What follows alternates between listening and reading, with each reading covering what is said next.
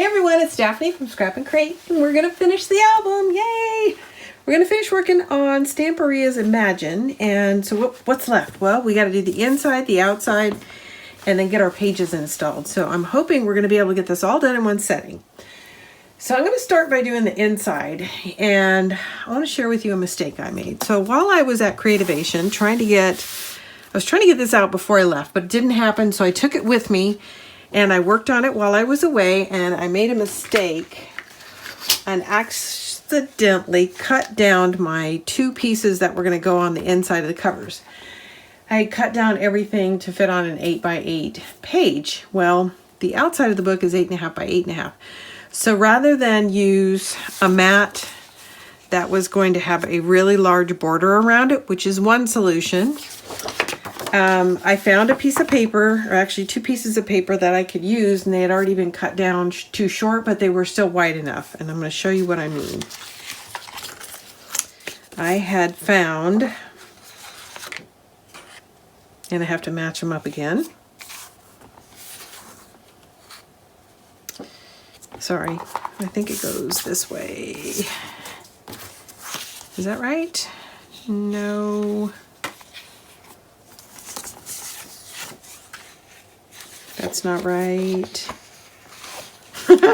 I'm having a hard time getting my papers to line up. There, that's right. Like so. But you can see they're wide enough to fit, but they're not quite tall enough to fit. So rather than have it be centered and just have this really wide band on the top, because you know how uneven borders drive me crazy, my solution was to cut these in half. I'm going to mount this to the top and this to the bottom. And here's how I'm going to solve my problem. I'm going to add a piece of brown cardstock across the center to make like a belly band. And then I'm going to add this decorative die cut right to the center, and nobody will be the wiser. So that's what we're going to do right now. And then I do want to share with you this die cut that I'm going to use, which I'm really enjoying, is one of Graphic 45's brand new dies. So while we were at Creativation, they give away gifts, and one of the things that I was able to grab before we headed home, we haven't even got these in stock yet, was this die set. And the one that I'm showing you has this lovely die set here. It also makes this cute little policy envelope, which I think is just awesome. And then I've got a couple other die cut pieces from there. I didn't cut everything, but most everything. It also makes this label, and this frame, and this frame. So I'm loving all these pieces, and I'm going to find a way to work them all into the project, but I wanted to share that with you. That's how I'm covering the problem that I created for myself here. And then I also just wanted to share with you this brand new die cut. So I know we have announced already that you could pre-order those, but I just wanted to show it to you in practice. One of the things that was missing on the packaging when we received it was any of the dimensions. So now you can at least see it in a practical setting and get an idea of what size it is. All right, I just stepped away to close my door, keep things quiet. I'm gonna sit down and we're gonna get started. So I think everything has been dry fit. So I'm going to set these aside for the moment, and we're going to focus on getting these two pieces in. Now, if you don't make the mistake I did, of course, you can just have one piece of paper here. But this is a way, if not in this album, sometime in the future, if you wind up with not quite enough coverage, split it in half and put a belly band in. And it doesn't even have to be in half. You can do 1/3 and 2/3, whatever visually you think is interesting, split it in half, and then run a contrast in between. So I looked at my scraps and considered putting a scrap contrast in there, and it just looked too busy. So that's why I introduced the brown cardstock again. I think it kind of calms it down.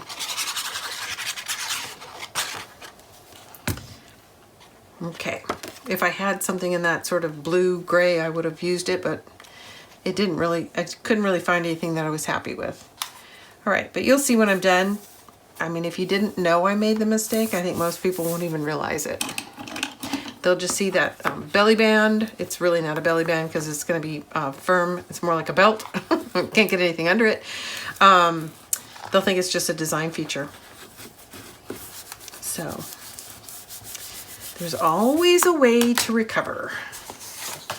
I'm going to set these aside. I'm going to turn it upside down so I can see my edges here. And then I'm going to verify that I have this right orientation, and there, that's right. Okay. So that's what it would have looked like as a single piece. Okay.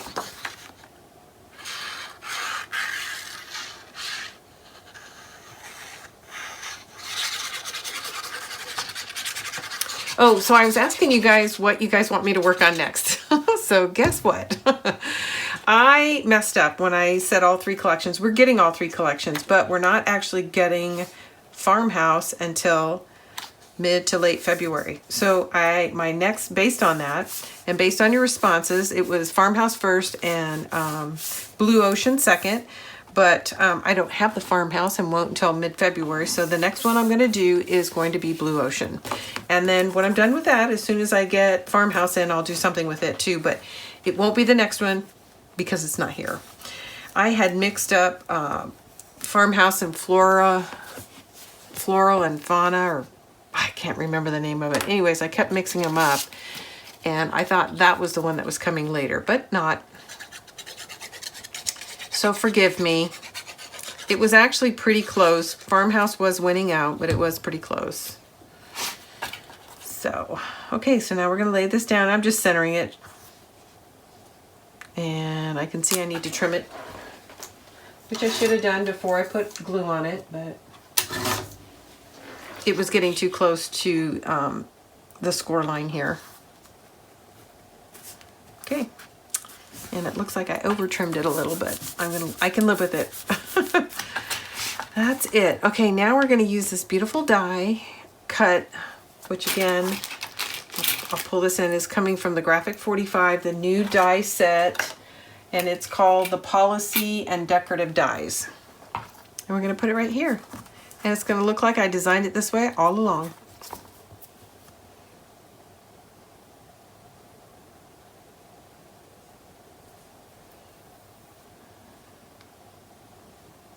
And I'm just putting as little glue on as possible since this is so fine. I don't want it to bleed out all over the place. In fact, in some cases, I'm just going to smear it a little because I don't want it to make a mess. I'm just eyeballing it, centering it.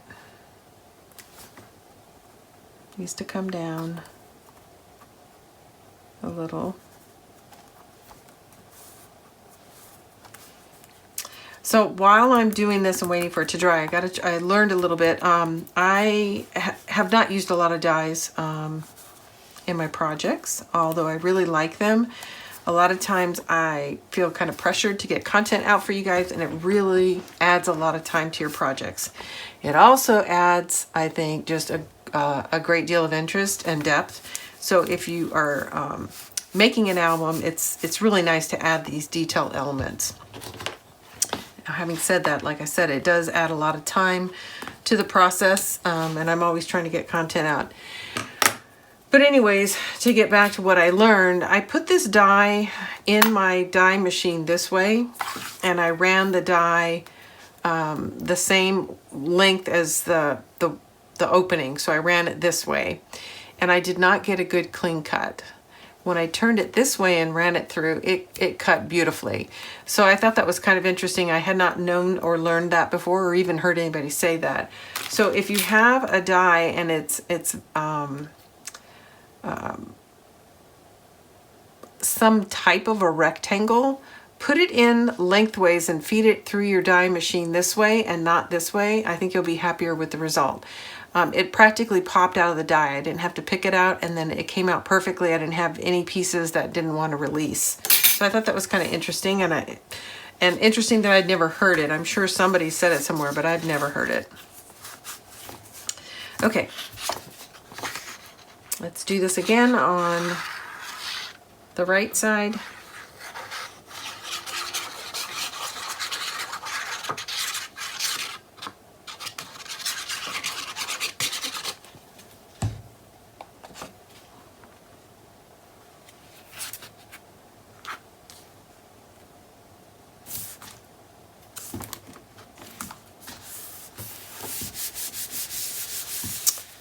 Okay, I'm going to turn it all the way around and add this piece, making sure that my flower's lining up perfectly, and it is.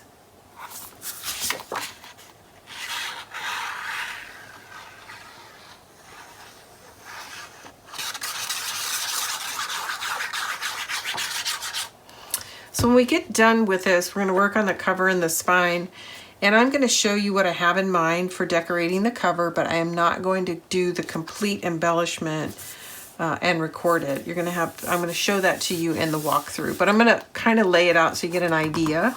But like I had said in my previous video, it's a really fussy process, and it can take me, you know, a couple of hours just to do the cover. So I'm just going to give you an idea of the elements I'm going to use, and then go off and do it, and then I'll show it to you and talk about it in the walkthrough. Okay, this time I remembered to dry fit first, and that looks good.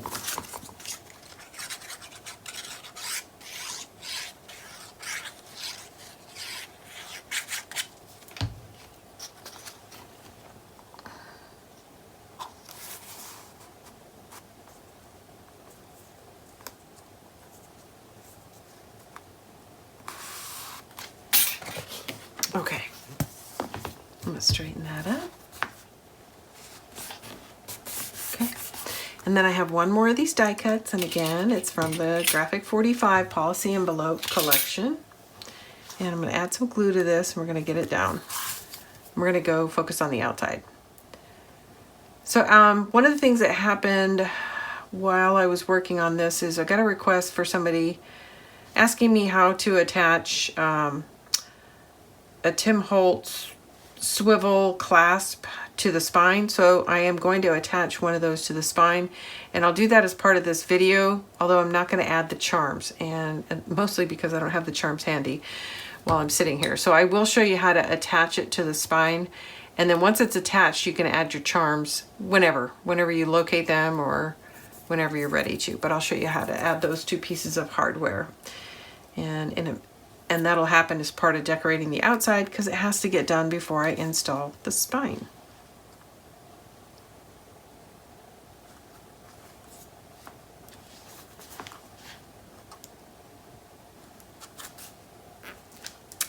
There. So Graphic 45 had done a project while we were at Creativation. I didn't go, but Julie did, and they had used this set of dies, actually all the sets of dies in the project, so it was nice to see everything in person. I'm going to be a real big fan of this policy envelope. I think it's really cute, and it's going to be very easy to use inside your albums in your tuck spots. I just did this with cream cardstock, but of course you could do it with anything. And these framelits I just think are gorgeous. It's going to be very easy to use this to put on any page, and this as well, and to either put a small title in there, handwritten title, or a date. And then this frame is a little bit bigger. You could actually get a photo inside here. So when I go back and embellish this, I'm going to probably be adding these elements sprinkled throughout the album, including more of these. Okay, that's done. So now the next thing I want to do is get my cover in. So let me show you what I fixed. So I really like this pattern, so I went ahead, I had two of these because I used a 10 pack and a 22 pack, so I wound up with two of these sheets, and I'm going to do the front, and I'm mildly panicking because I don't see my spine, which I know I cut out.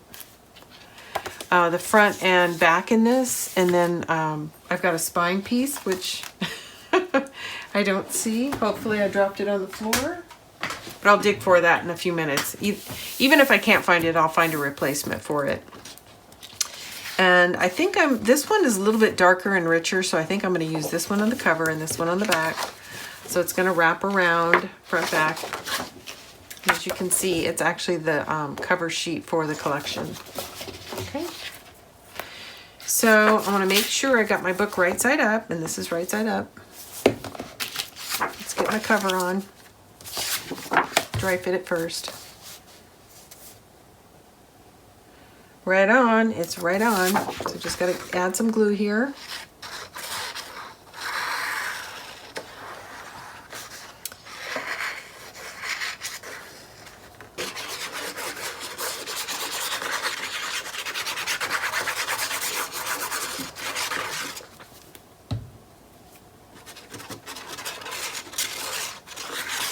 like to be a little extra generous on the cover.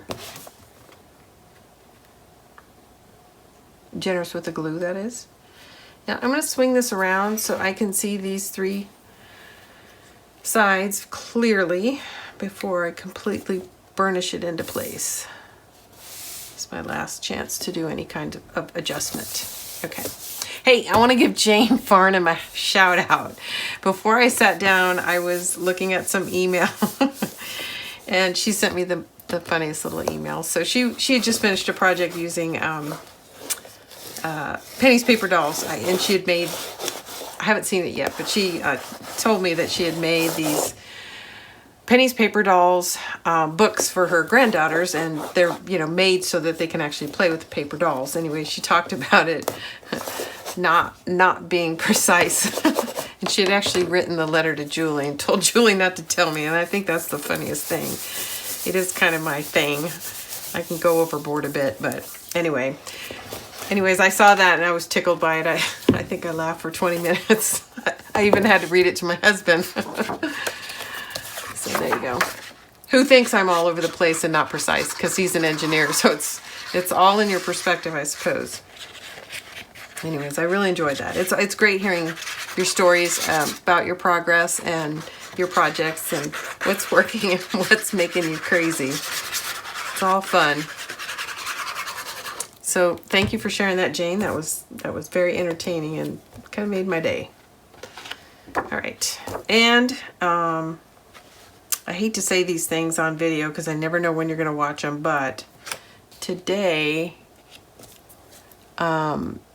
we got, sorry, I'm stalling because I'm focused on centering this. We got the Stamperia Forest Collection back in stock, and look at these yummy dies. So this is brand new for Stamperia. They're starting to carry these die cuts, and when I read about them, and so they brought them for Alice,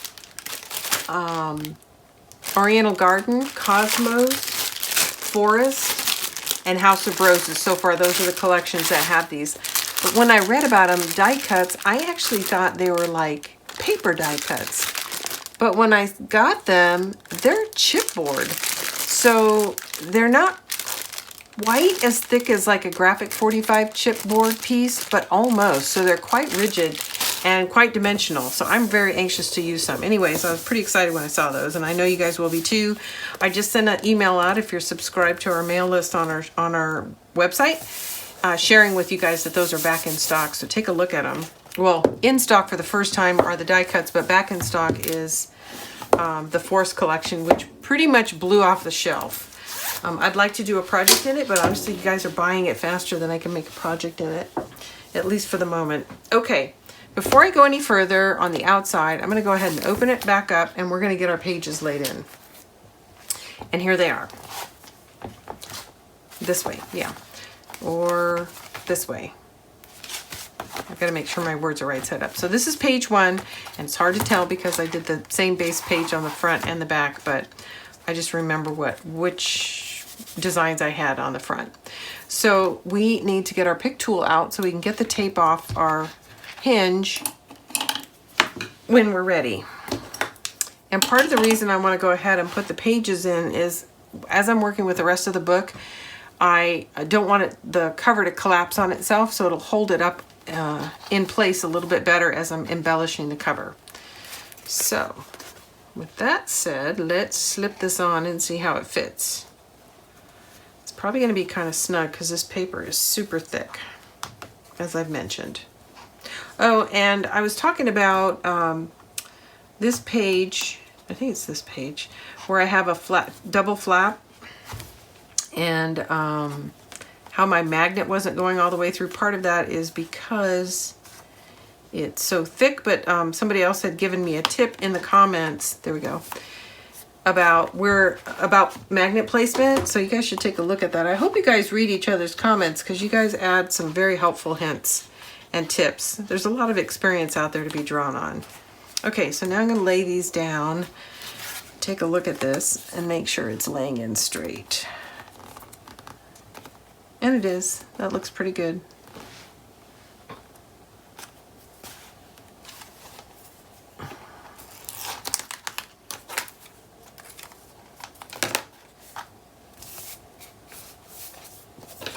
the hinge is so stiff.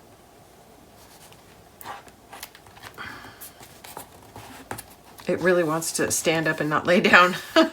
Okay, now we're gonna flip it over and do the same thing. And we're gonna do that 3 more times.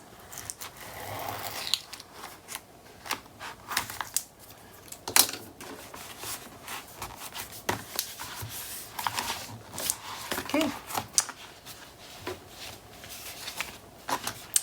So I didn't even notice this when I was designing it, but I put this design feature to the left side of the page and this one to the left side of the page. And the nice thing is when they stack, the bird actually, it nestles right partially in between, which is kind of nice instead of having everything stack on the outside. I didn't do it on purpose, but it turned out to be a good thing.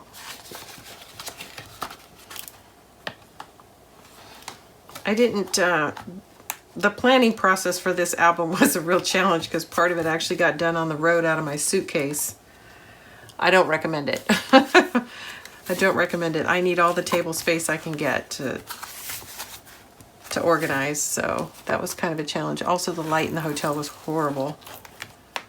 Between those two things, it made it a challenge.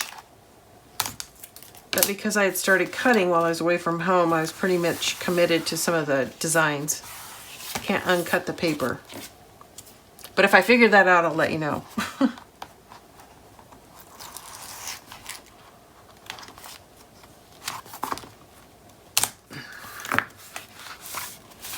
Okay.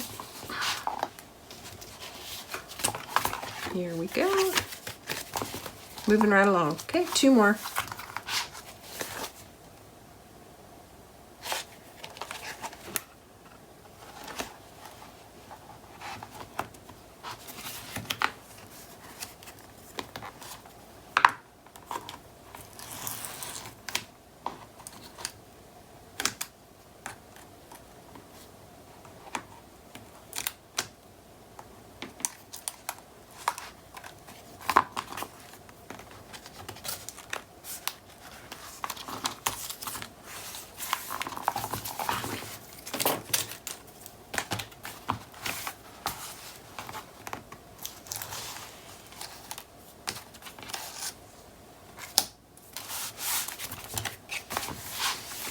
There we go. And is that right? Yes, it is. Okay.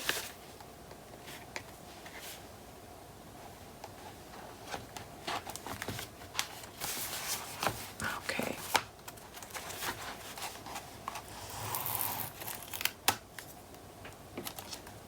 I think I mentioned it earlier, but again, we now have these pick tools in stock under our tools and staples.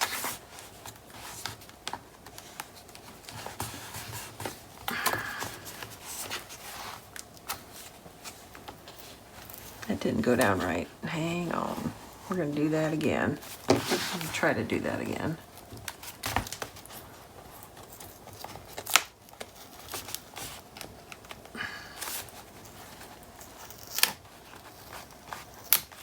There we go. It didn't go down straight, so I just pushing on it to release it and start over.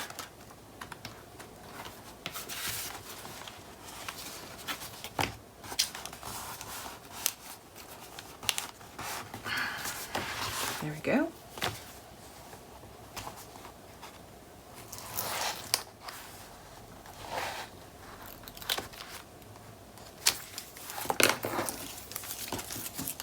Little housekeeping. There we go. Press that all into place. I'm going to go through page by page, press everything into place. And then I'm going to pause for a minute because I got to find my spine piece. And see how nice that all went together, the cascading. So I've gotten pretty proficient at it, but it is worth taking your time so that your pages don't drift up or down. And then also, if you're just not in the mood to be patient, set it aside and come back to it when you are. You'll be happier with the result when you're finished. So before I go ahead and pause, I'm going to share that I've done these inserts. And for the time being, I put this edge on all of them because that's what's going to stick out of the pocket, but I've only covered one side for now. But again, I like to put all the bulk in the book because it'll actually keep the cover from falling on itself as I'm embellishing it. And when I'm completely finished, providing I have enough paper, it's likely that I will come back and cover the back. And I think I do have enough, but I'm not sure yet.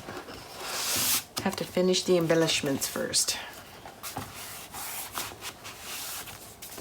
Okay, now I like this little green strip here. It kind of pops out there. Just a little bit, just peeking out just a little bit. Okay, there we go. So when it's all open, you can kind of see the inserts. This one didn't go in straight. Cascading, which I think it creates some unification. And then when you go this way, you see the same thing. So like I said, I'm going to pause right now and I'm going to go find my spine piece and I'll be right back. I found my spine piece, and of course it was where I filed it in the trash. I hate it when I do that.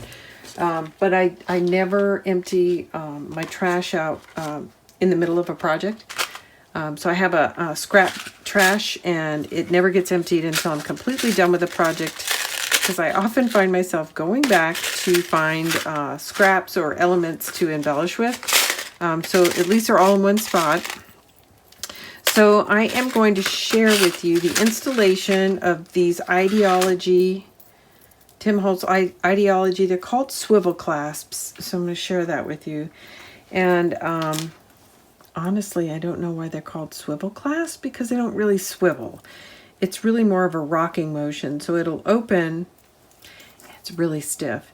But you press down and this will open. And it reminds me of the little clasps they used to give us, although it was a pin, when we swam at the municipal pool in the city. I know I'm aging myself because nobody goes to municipal pools anymore. But anyways, you would hang your charms here and you're going to attach it to the spine here. So you can't just attach this to the spine. You still need one more piece. And it's going to be the jump ring that Tim Holtz sells. And apparently I came in here without it. So I got to go find that and I'll be right back. All right, sorry about that, guys. But here, I found my jump ring. So I've got this combination pack that has kind of an antique silver, a bronze, and what looks like copper. And I'm going to use the bronze because that's what's going to match this piece here. And I just realized I had left a giant mess on my table. So I'm going to put these. This is just hardware stash that I have. As I go through projects, I kind of save things and, you know, go through my hardware. Every time I put a book together, look for something interesting. And I may or may not use any of these, but I'm definitely going to use the jump ring. So I'm going to set this aside for a second, and I'll definitely use some Filigree Corners. So I've got these two, and I'm going to, this is the spine piece right here. So I'm going to lay this in on the spine. I'm going to lay both down and take a look at, just from a scale perspective, how does this look? Which size looks best? And honestly, if I was doing this correctly, I'd be laying it down and looking at the size of the charms and the hole in the charm to make sure that if I use this piece, that I can actually run it through a charm. Chances are I probably won't, which means I would probably also need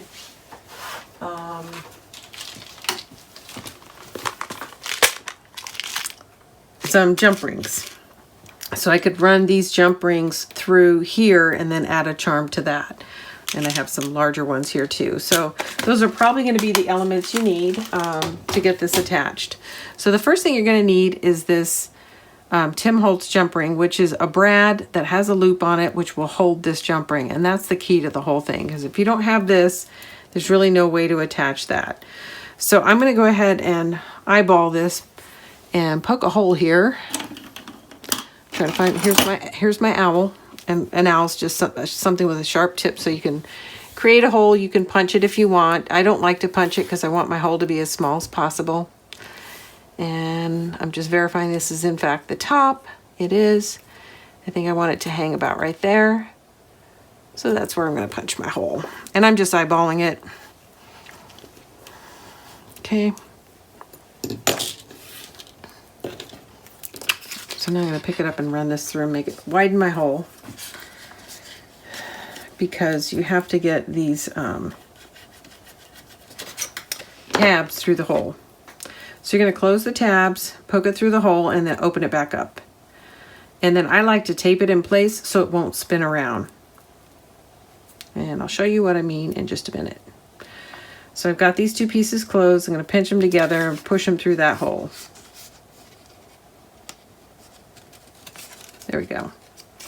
Okay, I'm going to go ahead and open it up on this side.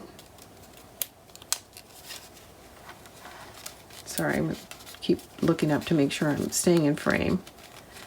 I'm having a hard time because I don't usually do this without the benefit of surface. There we go. So now that's opened, and there you go. So you're going to want to make sure when you turn it over that your ring is laying down and not like so. You want it to swing down, so adjust it until you get it just right. And then once you do, tape your two legs, stems, I don't know what you call them, into place so it won't swing around on you while you're still working with the spine before you actually install it in the book. And I am going to go ahead and tape it down with double-sided tape.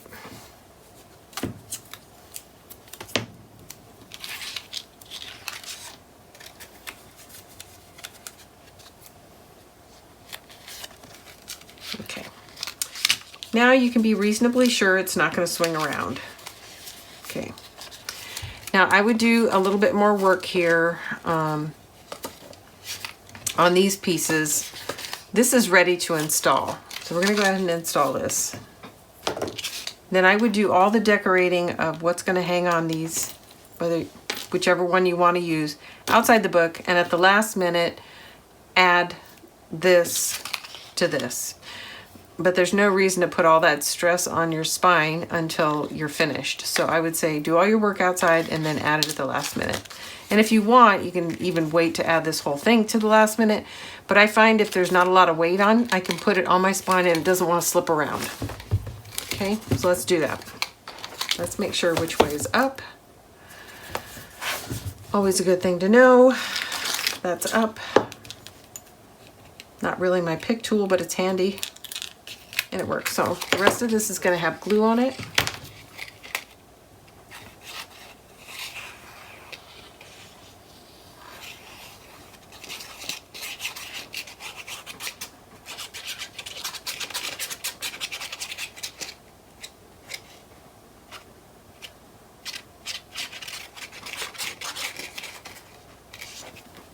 Okay.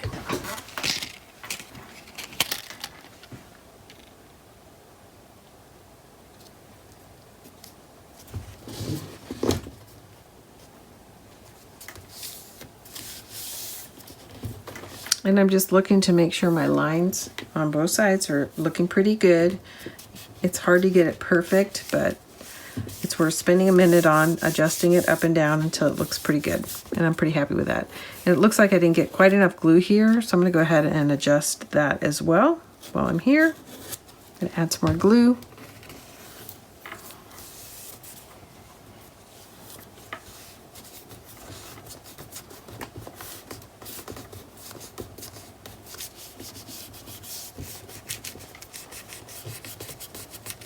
And burnishing everything into place.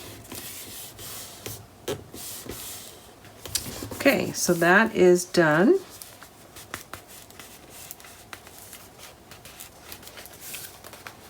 For some reason it's not wanting to grab on this side.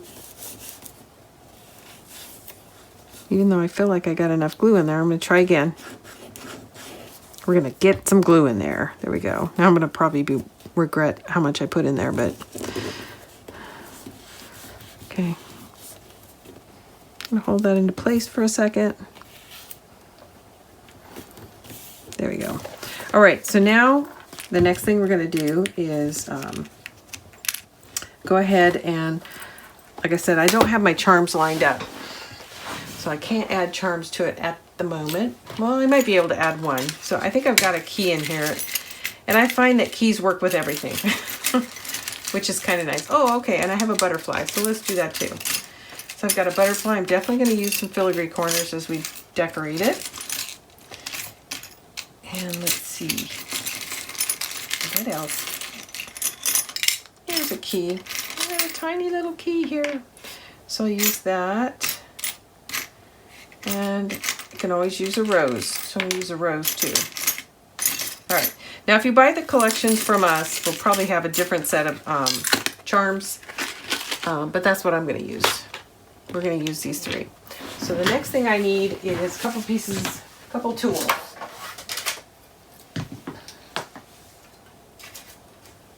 Okay. So as I mentioned before,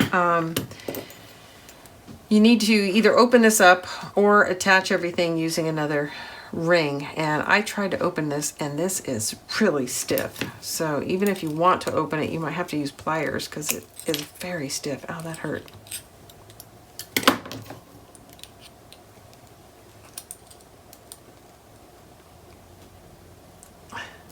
Yeah, I'm struggling. Even I can feel it moving, but it doesn't want to let go. There it goes. Okay, so now you can see the edge of this, hopefully. And there's no way a charm's gonna fit over that. So you just save yourself some time by watching me do this. Don't bother opening it. You're just gonna use another ring to attach your charms with. Because there's just, all your charms are gonna be too small to go over that. So now that we know that, we can take our jump ring, add our charm, maybe. Yeah, it will fit. And then add it to here. I'm gonna add my rose and a butterfly, and you could actually add some chain too to put them all on different lengths, but right now just for simplicity I'm going to add it this way just so you can see what I'm doing and see how I install it. Okay, so there's my charms, and I'm looking at it and I can see that I've got my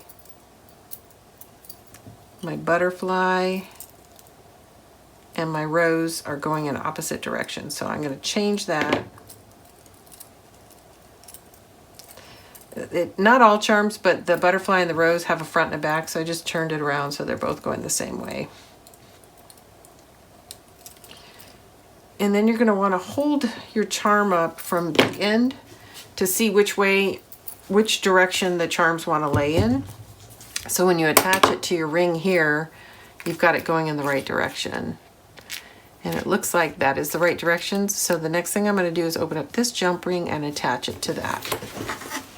And that is it. That is how we attach it. And like I said, this is clearly a clasp, but I don't know why they call it a swivel clasp, because it doesn't spin, which is what I think of as a swivel. It's more like a hinged clasp. There is a little bit of magnet on these tools so that it doesn't always behave the way I expect it to. All right, we're going to stick that in there. We're going to close it and we're going to call it finished. Okay, so that's it for the cover of the album and most of the inside components. The next time I come back with you guys, it will be completely finished and have all the embellishments on it. And I'll probably go ahead and modify this and shorten the chain because I think it's too long.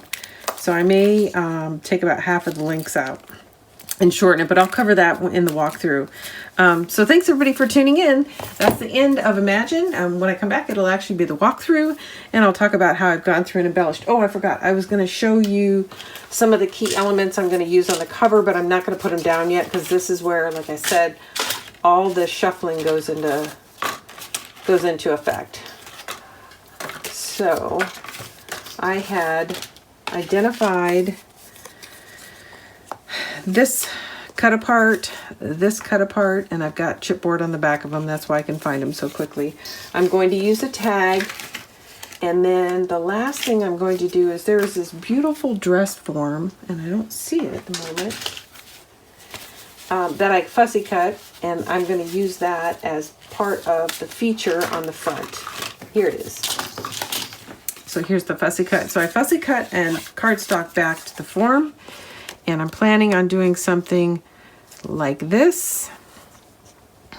I don't know where I'm putting this yet. Something like that. And then I might even add some flowers. I haven't decided yet. And then of course I've got these other fussy cut things to either add as elements inside the book or to help design the cover. So I'm going to go away and work on some of that. And like I said, when I come back, it will, it'll all be decorated, and I'll kind of talk about my design process, but this is roughly what the front's going to look like. Probably something like this. And I may use one of these frames, and then put one of these words inside of it. So I'm kind of leaning toward this one. I like it. So I'm probably going to do something like that. So just to give you an idea. And I'll be back soon with a whole finished book. So thanks everybody for tuning in. This is Daphne from Scrap and Create. Please take a minute to like, share, and subscribe. We appreciate you guys tuning in. If you get a chance, you know, check out our shop, especially if you're in the U.S. If you're not, we don't ship outside the U.S. We're happy to have you here on our channel, but we don't ship outside the U.S. due to just the horrible shipping expense. It just wouldn't make sense. I actually, at the request of a customer, looked into what it would cost to ship maybe something less than 2 pounds to the UK, and I think the cheapest we could get it shipped would be something like $52, and of course getting from here to there and not getting the paper damaged in the process, it's just very unlikely. So what would happen is you'd be paying more for your shipping than you would for the product. So it's unfortunate, but for now that's kind of the way we're operating. If I do get a hold of a good resource for you guys in, say, Australia, Spain, France, and UK, because that's really what I hear from you guys, I'll certainly share it with you. I do know Photobella in the United States, and that's Photobella with an F, will ship international. But again, you're going to get hit with those huge shipping fees. And we just don't do any business outside the US right now. So, okay, thanks everybody for tuning in. I really appreciate it. Again, this is Daphne for Scrap and Create. See you guys real soon.